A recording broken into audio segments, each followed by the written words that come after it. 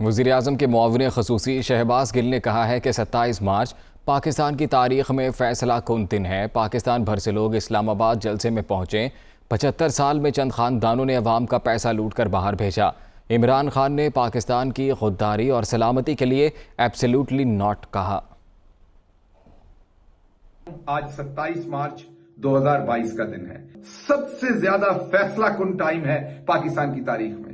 یہ کیوں فیصلہ کن دن ہے؟ یہ فیصلہ کن دن اس لیے ہے کہ پچھلے 75 سال میں یہاں پر موجود جو اشرافیہ تھی، ان کے چند خاندان جنہوں نے کرپشن کر کے یہاں سے غریب عوام کا پیسہ لوٹ کے باہر دوسرے ملکوں کے اندر اپنے اپارٹمنٹس آف شور کمپنیز کے اندر رکھا، وہ کبھی پیناما پیپرز کے ذریعے سامنے آئے، کبھی مے فیئر فلیٹس اور کبھی سرے کے محل۔ سو آپ نے دیکھا کہ جب سامنے آیا انہوں نے کہا یہ ہمارے نہیں، اور پھر بعد میں بڑی ڈٹائی سے ان کو قبول بھی کیا۔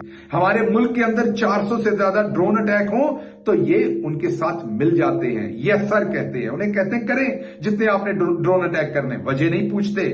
80,000 پاکستانی شہید ہوں تو ان کو توفیق نہیں ہوتی کہ کسی سے اس کا سوال کر لیں، لیکن پھر پاکستان کا ایک بیٹا آیا جس کا نام عمران خان ہے، جس نے اس تمام ہونے والے ظلم کے اوپر آواز اٹھائی۔ میں اسپیشلی پاکستان تحریک انصاف اور پاکستان کے تمام وہ لوگ جو محب وطن ہیں ان کے ساتھ مخاطب ہوں، اٹھیں اور شامل ہوں جلسے میں۔